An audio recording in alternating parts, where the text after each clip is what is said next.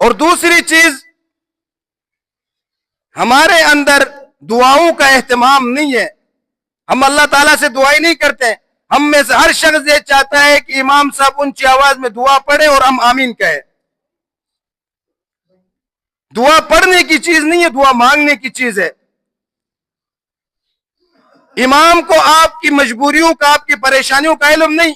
ہر انسان اپنی پریشانیوں سے واقف ہے، ہر انسان اپنی مصیبتوں سے واقف ہے.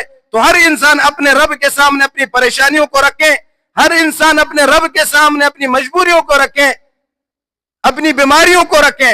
امام کو ان چیزوں کا علم نہیں ہوتا، کون سا شخص کس حالت میں، کون سا کس حالت میں. تو اللہ تبارک و تعالیٰ کے سامنے مانگنے کی ضرورت ہے. ہمارے معاشرے میں بھیک مانگنے والے لوگ بھیک مانگتے ہیں، ایک دفعہ ہاتھ پھیلاتے ہیں، ضرورت پڑنے پر دونوں ہاتھ پھیلاتے ہیں، پھر ضرورت پڑنے پر رونے کی بھی شکل بناتے ہیں. انسان نہ چاہتے ہوئے بھی انہیں 10-20 روپے پکڑا دیتا ہے. تو اللہ غفور الرحیم ذات ہے. ایک بزرگ کا واقعہ ہے کہ ایک بزرگ نے لوگوں سے قرضہ لیا اور وہ قرضہ وقت پر ادا نہ کر سکے تو ٹائم دیا، وہ لوگ آ گئے قرضہ لینے کے لیے. اب وہ قرضہ لے کر اپنے اوپر خرچہ نہیں کرتے تھے بلکہ کسی مجبور کو صدقہ کیا کرتے تھے. یہ آپ صلی اللہ علیہ وسلم کی سنت بھی ہے کہ حضرت بلال رضی اللہ تعالیٰ عنہ سے آپ صلی اللہ علیہ وسلم قرضہ لیتے تھے، کسی مجبور کو، پریشان آدمی کو خرچہ کرتے تھے اس کے اوپر.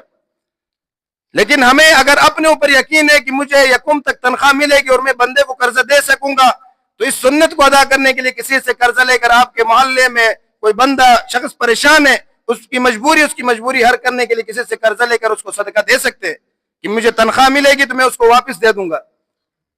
لیکن اگر کسی کو اپنے اوپر یقین نہیں ہے تو پھر یہ والا چیز آپ نے نہیں اپنانا ہے کہ آج کل لوگ قرضہ لیتے اس کے بعد غائب ہو جاتے. تو اس لیے وہ بزرگ قرضہ لیا، دوسرے لوگوں کو صدقہ دیا کرتے تھے.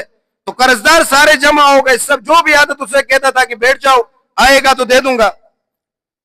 ایک بچہ آیا حلوہ لے کر بیچنے کے لیے، جو آج ہمارے مارکیٹوں میں بیچتے ہیں چھوٹی چھوٹی پیکٹوں میں ڈال کے. تو بزرگ نے اپنے خادم کو کہا اس بچے کو بلاؤ اور حلوہ جو ہے وہ لا کر ان سب میں تقسیم کرو. بچہ بھی خوش ہو گیا کہ پورا دن گلیوں میں آوازیں لگا کے تھکتا تھا، ایک ہی مجلس میں اب سارا حلوہ بک رہا ہے، پیسے لوں گا، سارا دن آرام کروں گا، گھر جاؤں گا خوشی خوشی. اب سب نے حلوہ کھایا، کھانے کے بعد اس بچے نے پیسے مانگ لیے. تو بزرگ نے کہا یہ سارے بھی پیسے مانگنے کے لیے آئے ہوئے، آپ بھی بیٹھ جاؤ، جب آئیں گے آپ کو بھی دے دوں گا. اب بچے کی عادت ہے 5-10 منٹ اس نے صبر کیا، اس کے بعد پیسے مانگنے شروع کر دیے، رونا شروع کر دیا، لیٹ کر چیخیں مارنی شروع کر دیا کہ میں گھر میں جا کر امی کو کیا جواب دوں گا، میرے گھر والے مجھ سے حساب مانگیں گے، میں انہیں کیا جواب دوں گا، حلوہ کہاں چھوڑا ہے، پیسے کہاں چھوڑے ہیں. جب رو رہا تھا اسی دوران ایک شخص آیا شاپر لے کر، اس نے شاپر پکڑا دیا بزرگ کو. تو اس نے اپنے خادم کو دیا کہ یہ ان سب میں تقسیم کر لو. اب اس شاپر کے اندر اتنے ہی پیسے تھے جتنے اس کے اوپر قرض تھا، سب کا قرضہ چکا، اس بچے کے حلوے کے پیسے بھی اسے ادا کر دیے. تو بزرگ ان لوگوں کو مخاطب کر کے کہا کہ آپ مانگنے والے نہیں تھے، آپ آ کر صرف بیٹھ گئے. مانگنے کا صحیح طریقہ اس بچے کے پاس تھا کہ جو رو کر بھی اپنے رب سے پورا حساب لے لیا. تو ہم میں سے اکثر لوگ جو ہے وہ صرف دعائیں پڑھنے والے، اللہ تعالیٰ سے مانگنے والے نہیں ہیں. جب انسان صحیح تڑپ کے ساتھ اللہ تعالیٰ سے مانگتا ہے تو اللہ تبارک و تعالیٰ اسے ضرور عطا فرما دیتے. اس لیے ہمارے اندر مانگنے کی عادت نہیں ہے اللہ تعالیٰ سے.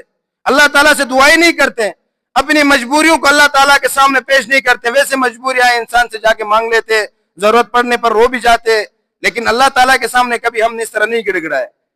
اللہ تعالیٰ چاہتا ہے کہ میرے بندہ میرے قریب ہو جائے، مجھ سے کچھ مانگے، میں اس کو عطا کر دوں. اگر رونا نہ آ جائے، رونے کی شکل بھی بنا دے تو اللہ تعالیٰ اس کے رونا کا قبول فرما دیتے، اسے عطا فرما دیتے. اس لیے دعاؤں کا اہتمام کریں، نماز کے ساتھ ساتھ دعاؤں کا اہتمام. صرف فرض نماز کے بعد امام صاحب برحمتک یا ارحم الراحمین اور آپ بھی منہ پر ہاتھ پھیر کر نکل جاتے، اس طرح نہ کریں. فرض نماز کے بعد اجتماعی دعا ہے ہی نہیں، انفرادی دعا، ہر شخص اپنی اپنی دعا مانگے. یہ تو ہمارے یہاں رسم چلی ہے کہ فرض نماز کے بعد امام صاحب دعا کرتے ہیں برحمتک یا ارحم الراحمین، سب ختم کر کے نکل جاتے. تو ہر شخص اپنے لیے دعا مانگے، اپنی مجبوریوں کو، پریشانیوں کو اپنے رب کے سامنے رکھے، تب جا کر اللہ تبارک و تعالیٰ اپنی پریشانیوں کو، آپ کی مجبوریوں کو حل کریں گے.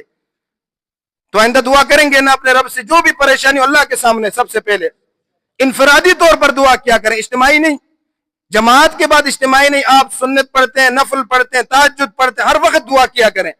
انسان چلتے پھرتے ہاتھ اٹھانا لازمی نہیں ہوتا، انسان کے دل ہے، دل میں انسان کوئی چیز کے بارے میں سوچتا ہے، اللہ تعالیٰ سے کوئی چیز مانگتے، دل میں حاجات کرتے، مسجد آتے ہوئے کوئی خیال آ جائے تو وہ اللہ تعالیٰ قبول کرتے ہیں۔